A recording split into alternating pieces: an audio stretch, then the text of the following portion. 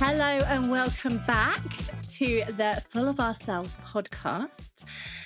We are so excited, as always, to have an amazing, juicy conversation. And today we're having a conversation about what does it mean to be ladylike? Do we like the word ladylike? Can we reclaim it? I think that's probably where we'll end up going. So I think we're going to start off by talking about like what do we mean by what is meant, maybe not we mean, but Mm, what is meant by ladylike? mm, And then how can we kind of claim that name, that word back? How can we redefine it? Because I think the definition as it goes is very limiting for us all. um and that's what we're going to get into talking about. And I think this again, as always with the podcast, this is about like, as we're talking, what are your reflections? If you were in this conversation, what would you be saying to us? We want to hear it all. We want to hear what you have to say about all of what we're talking about in every episode. So let's just say that now. So are you excited to talk about this one, Heidi? I am. I'm sat here like a proper lady, nice and quiet and just taking it all in. I know it has got a body posture to ladylike, doesn't it? Kind of a bit of a contained kind of like, it just makes me think of, I don't know, when you're young, or certainly kind of, I think for our generation growing up, it was like you had to, sit up properly, kind of eat your, I know this is a bit more generic, but like, kind of eat your food properly, like a lady, don't do this. Don't sit a certain way, cross your legs like a lady.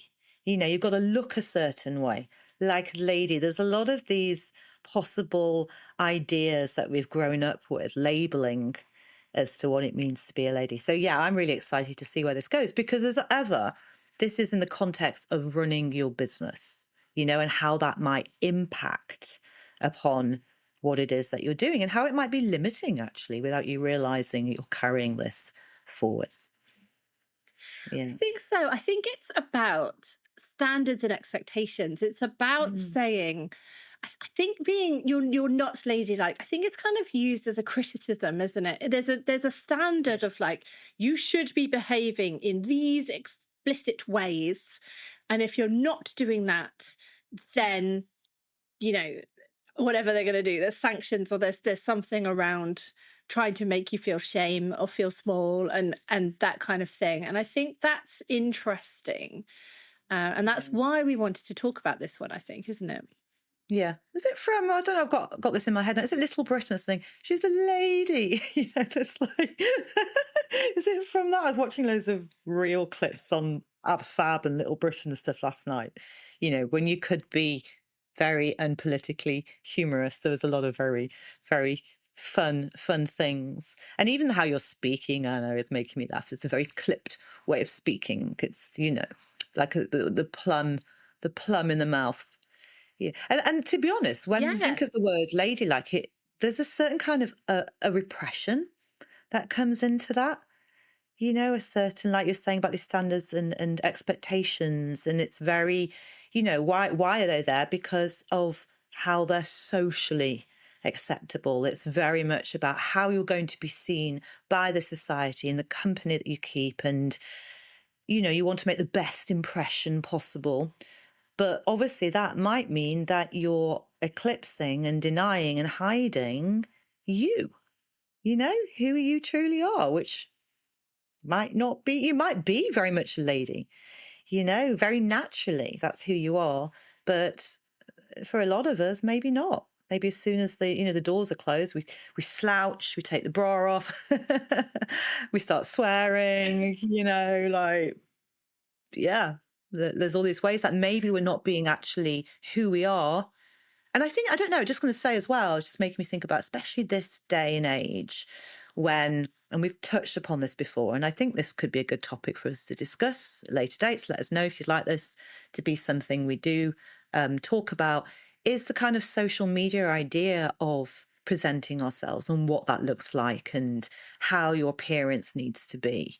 Um, it's so interesting, isn't it? Because actually these days there's a lot more successful businesswomen. Maybe it's more in the coaching world, I don't know, that are much more kind of showing up at images of them maybe it's sexier, more sensual, they're showing more flesh, they're really showing off, which is a topic we're going to be touching upon as well in this series.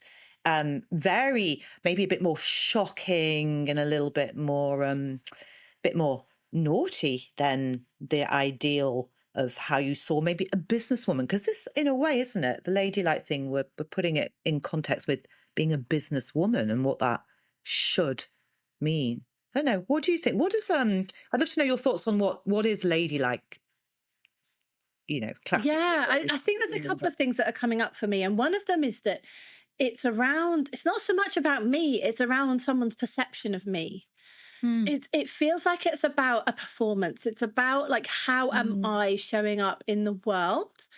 And I think there's something around that. I think there's also something around the kind of being British, as we both are, and a kind of a class system thing. I'm reading a book right mhm. now where the characters are from the 1920s, and there's some interesting things around title and class and all of that. And so lady is like a, you're, if you've got the title of lady, then that means that you're kind of high upper class, maybe married into something, or maybe it's, your family. And there's a certain level of expectation of behavior that goes around with everybody's behavior, I guess, really.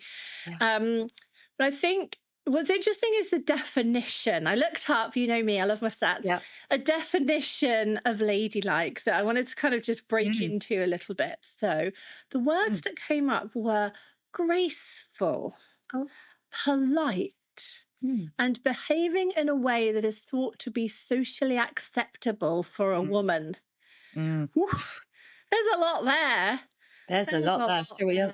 I mean, unpack that one a little bit? I I think have we to should say get into though, each of those. it's very amusing to me because during lockdown, a friend of mine who also lives in the city, I live in the heart of the city, we were going for a walk one day and lo and behold, WH Smith's was open, when nothing was open.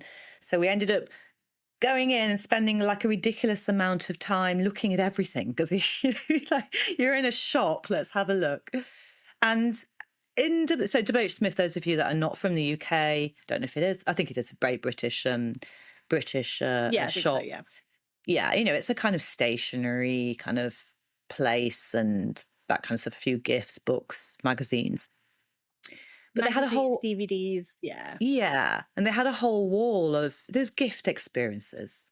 Like name a star or adopt a donkey or that kind of jump out of a plane. But they had a buy a title. You could buy a lord or lady title for £50. I actually really held that in my hand, possibly longer than I ought to have done at the time, to be honest. I really considered, I thought Lady Chadwick has a very good ring to it. Sounds good. Isn't it? Yeah, I can see myself Sounds flouncing good. around in a suitable attire and my nose in the air I slightly. knew someone actually, just by the by, who always booked into hotels under the name Lady, even though it wasn't their title. That's such a good idea. Wow. Oh my God, I love that. Oh, you've given me ideas now. Do they You get know, upgrades? you never We know. need deep. I mean, if We you need do deep. get those title things, you can actually put it on your bank card. You're allowed to, once you've done that, you're allowed to put it on your It bank just card. gets better and better. It really makes me think as well. Like we are going to go and touch upon like Bargain. those definitions, isn't it? Well, I think it is. You don't have to go out and marry, or hang out in very, very wealthy spheres if you True. don't want to. You could just go to DeBoach Smith and buy one of these things. Um, so let's look at these a little bit. You mentioned about the surface thing and this kind of, this sense Yes. of how it is. Maybe you saunter into a room, maybe you're wearing very, expensive things. And, let's be honest, how beautiful, to have beautiful clothing on that's well made, gorgeous accessories, maybe labels if you're into that jazz, have expensive cars, all these kind of things that maybe when you're kind of really holding yourself to this label, that's important to you to be seen in that aesthetic. But this is the problem, I think. It is quite surface, quite a superficial thing, isn't it? It's like, what does that really mean below that? Like scratch the surface. what does that have to offer? And how is that kind of relevant? It might look good, but do you have the goods? Do you have the substance? What is the substance underneath that title of lady, I suppose? Because it's Yeah. I mean, I think we that first part of being graceful is very much about that surface level, that what do people see? Are you a clumsy person, or are you, swanning? Wow, I think of swans actually quite a lot because yeah. with this, Grace. because it's like on the surface, everything looks all just very, very neat and tidy and everything's going on. And then underneath is the little legs going, Oh, yeah. there's it's like we have to do everything, but then we have to make it look effortless, like we're not doing everything. Do Yeah, you know what such I a mask. mean? Yeah, totally. It's a mask. It's like a veneer, isn't it? It's making me think of masquerade balls. I think that's something a lady would go to quite a lot, actually. Probably sounds quite fun to me. Yeah, and it might be that that's like you're saying as well, that you're not showing that, not necessarily to your audience. I think there is a bit of it's an ongoing question sometimes of how much do we show, how much of the realness behind the scenes, like I am tired, this hasn't worked quite like how I wanted it. I'm feeling disappointed around this, been a hard month, blah, blah, blah, blah. How much of the real stuff do we show, but not veer into total catastrophe or victimization? Actually, I know we're going to touch on this a bit later on, but I think that is maybe a definition that we haven't kind of discussed is around this. Maybe this thing about reclaiming ladylike, which we are going to do, is about the ownership of these parts of us, and holding those with that grace. So actually, it's an acknowledgement we've got all this shit going on, but we're not pouring it out in a big mess in front of you and going, "Oh, I don't know what to do with it." Come and sign up and work with me and, buy my goods. You'll be a bit like, "Oh, I'm just going to step away from here. No, thank you." But if we're coming, going, "Look, I'm not perfect. This has been a struggle. I really claim that. I own that. I'm real. I'm vulnerable." For me, that has a real quality of, yeah, there's a grace in that, you know. Do you know what I mean? I think that's so true, and I think now we're talking a little bit about social media and how we portray ourselves. I think there's very much a thing around AI coming through and all of that, and this very Mm, surface level look of things. And what actually we're connecting with is real people. I mm, don't want to be coached by somebody who's found absolutely everything easy, who has never struggled at all in their lives, and who's just going, no, it's all fine, you'll be fine, and isn't able to really understand where I'm coming from mm, if I'm having challenges, and understand, not not getting stuck there, but find, realizing, oh yes, this happened to me too, and this is a way out of it. That's what I mm, want. I want real. And yes, maybe we are graceful, maybe we're not. But I think what we want to do is show who we are. We want to mm, to to be real. Oh, yeah, I love that. I think that's so true. It's funny. I was thinking about somebody that recently I've started following who, I don't know if they're a coach or marketing person. I'm not actually 100% sure what they do, but I find the way that they promote themselves very amusing because their whole thing is about, I don't give a shit. Fuck you if you come into my mailbox with this. If you've got any hint of desperation, I ain't working with you. It's quite out there. But I find it quite amusing, and I'm sure that she pisses people off. I'm sure I don't know, I say sure, maybe people just ignore it or are scared by it. I think this is another thing when we stop being ladylike in this socially acceptable and polite. We're going to look at what those mean a little bit more. But I think there's something actually that can be intimidating. And maybe that's why this ladylike thing has been such a corset binding for Hmm. women, is because actually if we undo that corset and let ourselves breathe, then actually the power that we have, the voice that we have, probably is pretty threatening, intimidating to anybody that doesn't know what to do with the wild force of being a woman, of being a real woman. you know so I find that I find her stuff very fascinating, and I quite like it, and a little bit of a breath of fresh air, even though maybe there's a bit of caricaturing a little bit into that. But who knows? Maybe that person is totally like that all the time and they're just showing up and it's working for them. Apparently it is. So, you know, which brings us to polite, isn't it? I think, yeah, definitely. I just feel like if we're too generic, we're for no Mm. one really. You know, Yeah. if there's nothing to kind of go, oh, that's that person again. I'm seeing them in my feed as I'm scroll. Yeah. You know, if there's nothing to kind of identify somebody and to feel and to feel an affinity with, then I think it's just I'm going to scroll on by. So I think we can kind of not give up being graceful necessarily, but that it's not the be all and end all. And actually, what we want to be more is real. Yeah. But yeah, polite is our next one, and this one, oh, I don't know. It's just kind of Oh, gets my goat a little bit oh, because yeah. I can see I that. feel like particularly when I was younger, Mm. I definitely felt I could be in situations where I felt uncomfortable, but Mm. it was not polite to do anything about it. Now, I'm not talking about extreme Yeah. situations or anything like that, Yeah. but I'm just talking about a situation where maybe a man is standing too close, or Mm. you know Mm. just even like a perception that this isn't quite right for me, this situation's not quite right for me, but how do I extricate myself from this situation politely? Yeah. And I think maybe we have to just ditch polite because sometimes we need to be clear. Clear And and I don't know, we could boundary. be clear without being not unpolite, I guess. It makes me think of, like in the boardroom,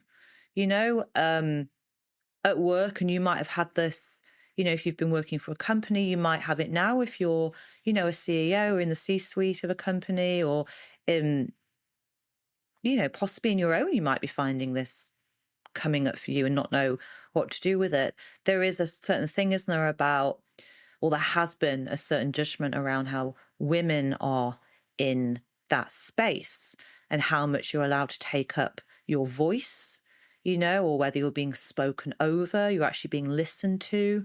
The kind of digs or the very kind of misogynistic humor and all of that, which for a long time, like a lady, maybe we swallow that down. We don't want to upset the cart. We don't want to ruin our own chances of being maybe looked on for promotions or for any opportunities because, we'll be seen as difficult, and maybe we don't want that attention on us. And maybe we're feeling a little bit intimidated by, especially if we've been in these spaces that are more male dominant, as is possibly still the case, unfortunately, in kind of leadership levels. I think this is where that politeness of the ladylike behavior comes in again to our detriment, and it's about Yeah. how do we find that place where it is about courage, but it's also about the worth? We've touched upon worth before, to be able to stand up and not be polite in those old systems and go, this is not okay. I am not standing for this, or do not interrupt me. I'm actually speaking right now, or I have just as right as anyone else around this table to be put forward to this, or for my ideas to be heard, or to lead this project, or whatever it might be. And this is obviously and speaking very particularly, if you're in employment as opposed to self-employed. But we carry these things with us. If you're on that journey of starting your own business, you'll be carrying that history very much so in how you move forwards. And that might be squashing things of, oh no, how do I stand in front of investors and speak out and really own this is worth your investment? I believe in this. You should believe in this as Yeah. well. Give me the money. Do you know what I mean? Like, this politeness is very, very insidious for many, many years of how women have been seen or their place in business. Yeah. I think that's so true. And I think that women that do speak out and do ask for what they want and what they need, they're judged for that. Whereas a man saying the same thing would not be judged. It will, it'll be given a Mm-mm. kind of personality thing as like this woman is difficult. Yes, let's Mm. be difficult. This woman is Yeah. demanding, and a man saying exactly the same thing, Mm. it would be seen as assertive and it would be seen in a different kind of way. And I think it's I think there's a fear with Yeah. women still Yeah. around being seen as the difficult one, the challenging one, for the reasons you said about, am I not going to get those opportunities to move up the ladder because I am seen in this particular way, in this particular light? Yeah. But what the other side of that is that we are then a bit invisible because we're not feeling able to share our views, our experience, all of the things that we have to share that is absolutely required in this world and in our businesses. Yeah. Do you know what? It makes me think about it's exactly what you're saying, isn't it? Being seen as being demanding, maybe seen as aggressive. It's making me think about, those 80s shows like Dynasty, for instance, the big shoulder pads, and you had to be a bitch. In order to be the business boss, you had to be a bitch. And that was such a big thing for a long time. The shoulder pad bitch was that was the radical feminist, kind of will come out from underneath men's feet, working girl kind of experience. It almost like it had to go to an extreme way. I think now we're finding Yeah. a different way to do that. But I think fundamentally the fear thing is, I think it's very much about we don't want to be disliked. And that runs through, I think, women a lot more. But there is that saying, and if you're kind of if you're resonating with what we're talking about here, and there is that part of you going, yeah, I don't want to be disliked. And that's like, how do I, stand in my authority? I really like that. I don't know if it's a quote or just a saying of, would you rather be respected or would you rather be liked?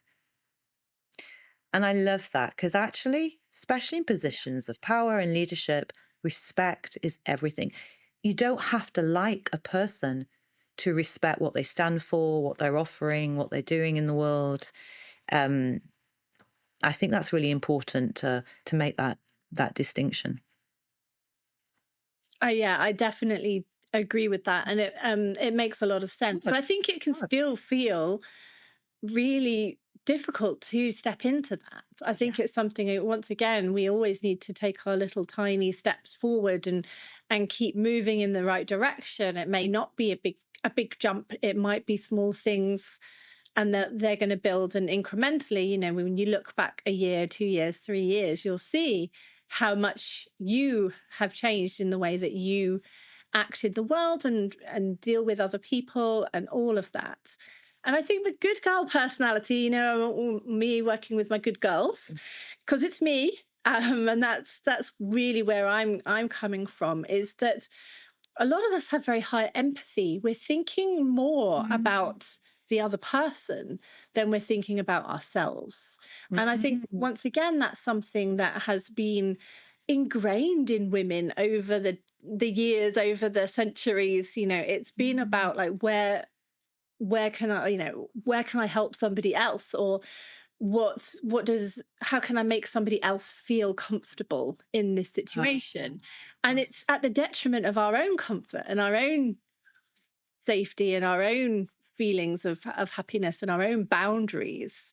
And I think it's really worth bringing that up, because I mm, think when we have our own boundaries, and I think boundaries should be another podcast topic that we get into in much more detail. When we have our boundaries and we're able to enforce our boundaries, because those are two different things, um, are two very separate things, then we can start to build this, and we can have our own definition of what does ladylike, or who am I? Do I mm, feel like I want to be ladylike? Is that the right thing for me? yeah. So I think empathy for other people can be brilliant, very good Mm, for business, but can also mm, be sometimes to our detriment. I love that you brought that up. It's so true. And it is again, it's one of those things that's been bounded around in the past, isn't it? About women can't lead, they're too emotional, blah, blah, blah, blah, blah. Um, but actually it's how do we can use that. It means we care. It means we can, there's actually maybe a connection to the people that we're serving, whether it's our products or our services or as a leader of a team or whatever. There's maybe much more of an understanding. It's like you say, how do we find a way to hold that and not lose our own self and our own needs um, as we do so? Um, Socially unacceptable behavior. See, for me, it goes to things like language. Like I touched upon before Hmm. with that person that I was following, of how do we speak, our expression. And like, I know for me, I do swear a lot. I like it. I've always been like that. Like for me to like, run my programs or go on a live or whatever, and not swear occasionally, especially if I get passionate about something, that would be feeling like I'm having to hold myself back in case someone is shocked by the behavior. And I'm not willing to do that anymore. And yeah, I don't know. That's one of the ways I think. And I think it has a time and place. Again, if I was going to sit in front of funders, maybe I wouldn't swear. Maybe I would. Who knows, actually, but there's an appropriateness kind of around that. But doing things the way that makes sense to you, that's who the essence of who you are, I think is really, really important. Um, what else is socially unacceptable mean? Or socially Yeah. acceptable, I should say. Mhm.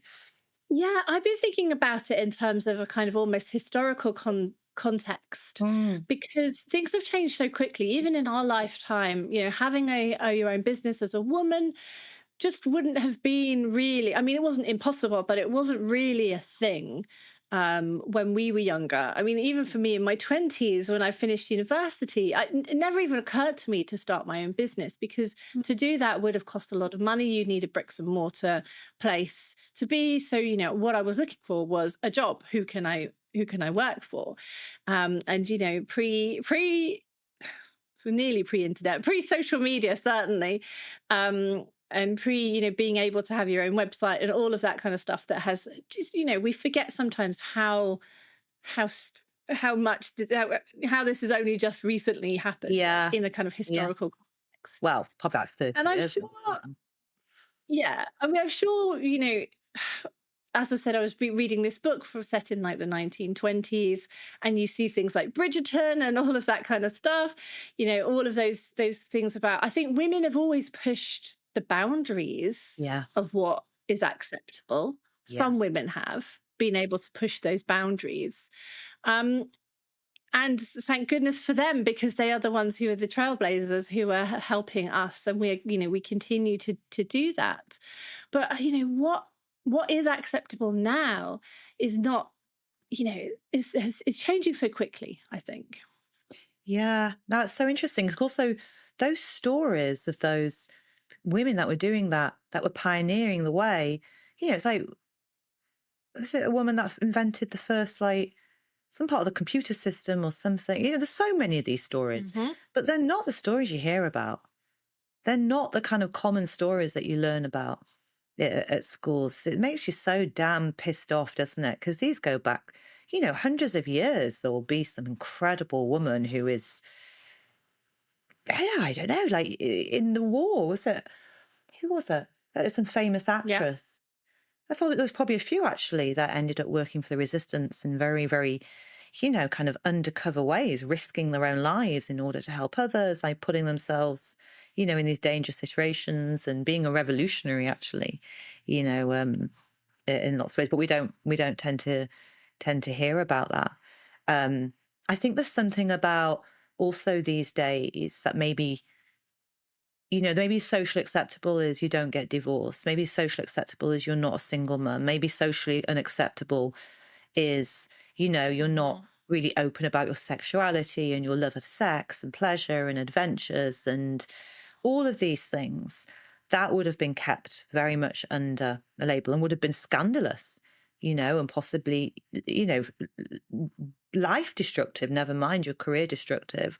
Whereas I think nowadays, there's more and more of this, more and more women kind of openly being like, this is who I am. Does that make them any less Hmm. ladylike? Probably makes them more, because it's like, oh God, women from all the way through the past understand unhappy marriages or having to raise the children themselves, or, explorations of sexuality and all this kind of stuff that does impact. If we're hiding anything about who we are, that's going to impact how we fully show up for what we're doing. There's a lot of energy that's being used in that way. And I think it is worth acknowledging here around cultural issues. We're talking very Mhm. much from, a very first world perspective. And there are different cultures around the world who have not got the same abilities to say what they want on the Yeah, podcast like we have right now, and we do not take that for granted, and that's we're very very, true. we know that. And what is socially acceptable in the UK or in Europe or in the USA or Canada, in other countries, maybe that's not, Yeah, it's not the same. So we'll acknowledge that these definitions are always very fluid and always change, depending on who you are, where you are, and your life circumstances. I think I it's love it's that. important to say that.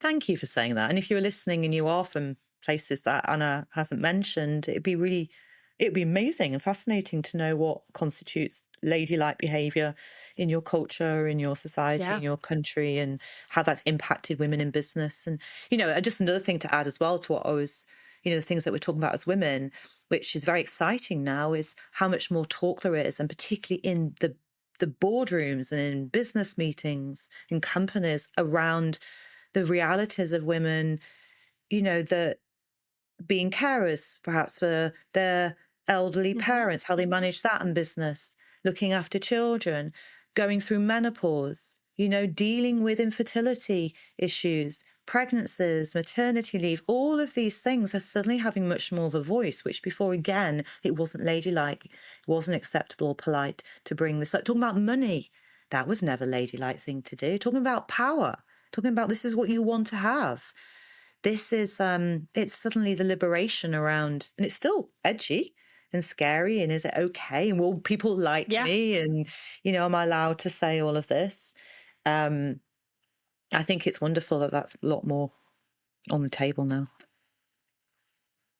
Mm. Are Yeah, you absolutely. ladylike? The Are you changes that have ladylike? happened. Yes.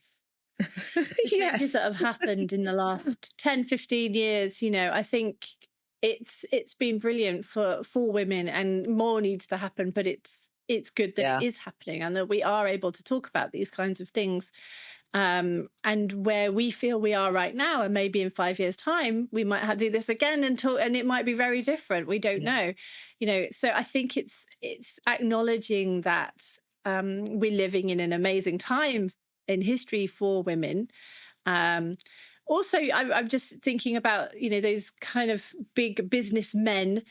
Often people talk about them and they've achieved, they very often have a wife who's behind the scenes doing a lot of the Oh. work. I think I saw something just recently of, Mhm. like, to replace all of the things that a housewife, which I'm not a big Oh. fan of being married to the house, but Yeah. If you're anyway, if you're listening to that in housewife the would do audio, something there's a bit like, of quotation marks around oh yeah, housewife. sorry, I did the old air quotes, um housewife.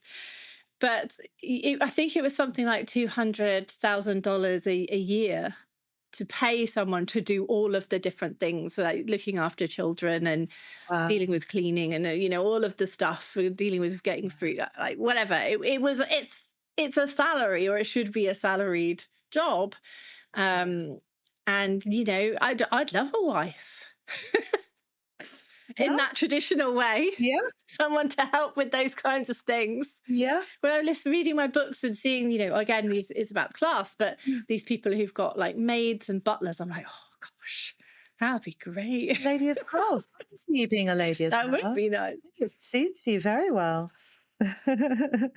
So, Oh, but should we get mm, into doing our redefinition? So let's say, yeah. graceful, polite, socially acceptable, Yeah. those are out. Yeah. Those are out. So what are our words now for ladylike? Mm. What do we want to bring in instead?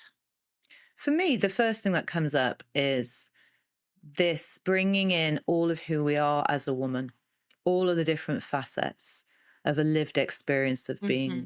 a woman, and that not being separate when we are standing in creating our businesses and what we stand for. You could say that's integrity. That's, integrity means the wholeness of who we are, but not being ashamed of any of those places or feeling like it diminishes in any way. Actually, yeah, really standing in that, having a pride in this is who I am. I'm a lady one day and maybe I'm something else the next day, but this is all part of part of me. Yeah, that comes up very strongly for I me. love that. I think there's a freedom in being able to do that, to be able to stand in who we are. But also, as I mentioned before, I feel like it really connects us because if we Mm. can tell, I think, if somebody is just all surface, if it's just the surface and there's nothing really, there's no depth, there's nothing behind that. I don't know. I think as humans we can tell that, and I feel like yes, stepping into that feeling of a wholeness. I love Mm. that. The other word that comes up as well I think is then unapologetic. hmm That's something that's been mm, present as we've been talking, really. I feel like so much of what we're saying is standing in who we are unapologetically.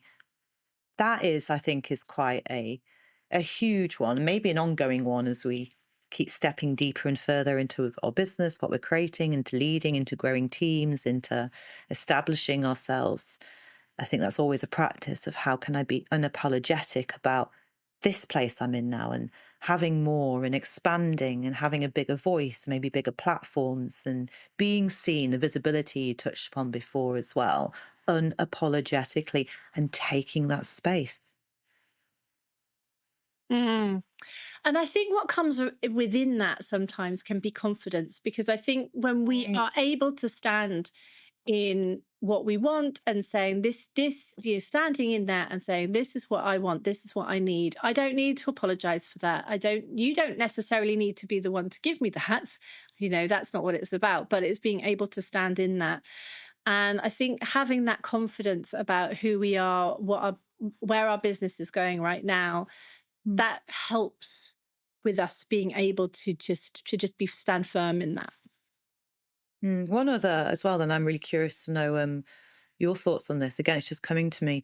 I think it is something, it kind of all connects with this, but I think it's the willingness to really go for what we want and ask for that, what we want and desire, to make that known. Because I think Yeah. part of the ladylike thing is because it's so held in and so repressed and so sit there, look pretty and don't say anything and just be, a nice accessory to maybe the And successful don't man. ask for anything. And Don't ask some more. Yeah, don't ask for anything. So suddenly, and I think this is an edge. I think it's an edge for a lot of women that's beginning to shift, but I still think it's quite new in a way of how do we do this? How do we how do we go, I want more. This is great in my life and I want more. I'm appreciative, got great yeah. family, children, friends, business is going well, blah blah. And I want more. Because that is not a ladylike thing to do, is it? Mm. What about Mm. you? What are your thoughts on this redefining being ladylike? Yeah, I think boundaried can be one, and I think it fits in a little bit with all of the things you were just saying. I think what we need to Mm. be able to do is be able to not have to be polite. And Yes. so I think when we have our boundaries and we communicate our boundaries, then there isn't a point where we have to then somebody is stepping over a boundary and we need to communicate that, because if we are able and confident and unapologetic about who we are and what we need, then Mm. that's really important. And particularly for the good girls, the boundaries are really, are a thing that we need to make sure that we have in place in advance, because it's very easy where we're like, oh, the empathy, oh, we're thinking about the other person, and then our needs become the last thing on the list. I think that's 100%. that's an important one. And I think that goes with time as well, like the time to build something, or the time to invest in your business and what you need to be doing, what needs to get done. If you're an artist, you're working on your creative work, that the good girl um will probably be like, oh, someone's asking if your partner is, or your kids, or someone's asking you for a favor, the good girl probably go, yeah, yeah, sure, oh yeah, yeah, no, I'll come back to this later. Whereas actually, this new definition of a ladylike and bringing that into our life more, Hmm. will be willing, and it's not easy. We're not saying any of this is easy. If this is very, very new for us all, is being willing to be uncomfortable and disappointing the other by going, no, not right now. maybe going, after 6 p.m. or next Tuesday I'm free, or, I can give you 30 minutes or whatever, but actually putting ourselves first and what we believe in first, isn't it? The boundaries help us to do Mm, that. So we absolutely build love our own that. greatness. Yeah. I mean, it helps us be full of ourselves, which is the whole point of why Anna and I are here. Anything else? Anything else around this Absolutely, redefine? definitely. And I think there's something else around with women around leading from the heart. Mm. Because I think we've got both, we've got our head, we've got our intellect, and but I think when it comes to it, when we come to real proper decision making about maybe talking about myself, maybe not everybody, but when I'm thinking about like the direction I want to go in and what feels right for me and what feels alive for me right now, the head's the intellect is involved, but it's more around that feeling and leading from the heart. And I think if we're able to do that, our heart, we're never going to be wanting to damage anybody else. That's not, it's amazing to me how much of that is going on in the world. It Mm. amazes me. Anyway. And I feel like if more of us, if all of us led from our heart, so much would everything would change. Everything. Oh, it touches me as you speak. It's power with, isn't it?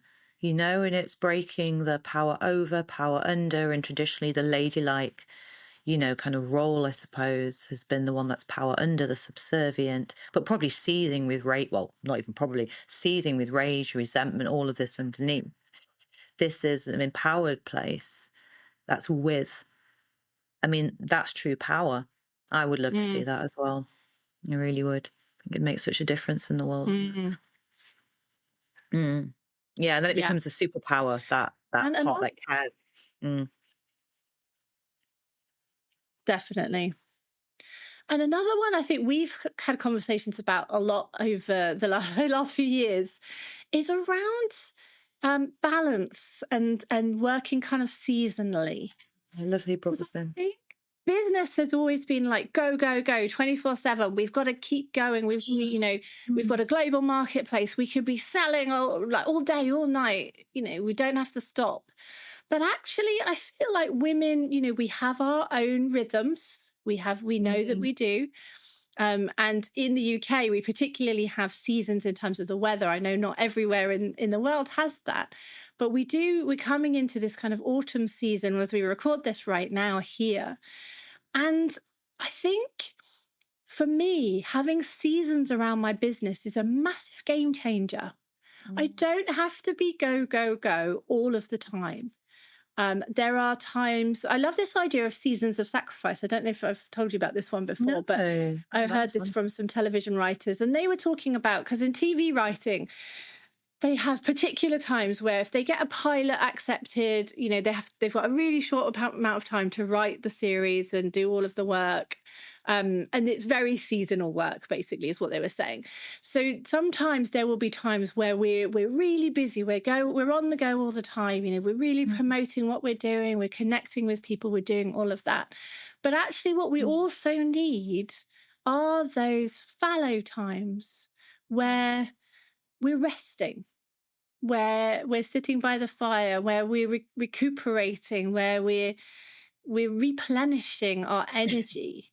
Do you know what I've got And in I my think as women, we know this more. Is this right? Do you agree? I don't know.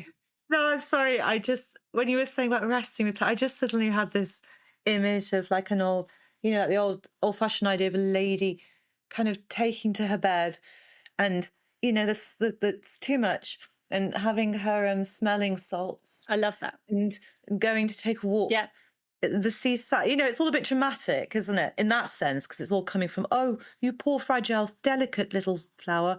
Whereas I'm loving what you're talking about. And thank you. It's a reminder, actually. It's a really good reminder right now, especially when you're self employed. You know, you're doing everything yourself 24/7, possibly, um, to have that. And it takes a trust. And what it takes a trust in is, again, that true sense of the I'm going to call it the feminine flow of energy. We're not talking about the kind of gendered sense of masculine and feminine, just that sense of Hmm. more Hmm. that, like you say, the natural rhythms.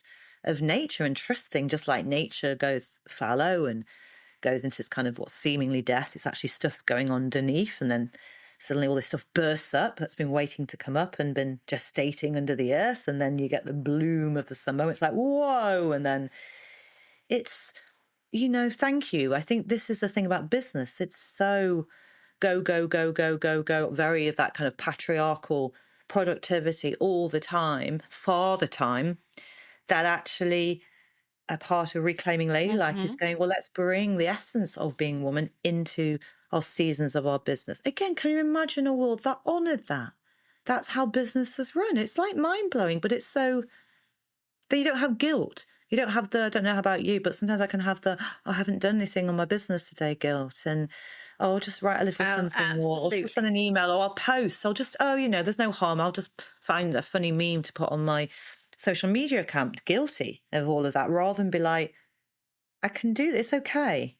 Just trust in something, something bigger. It's okay.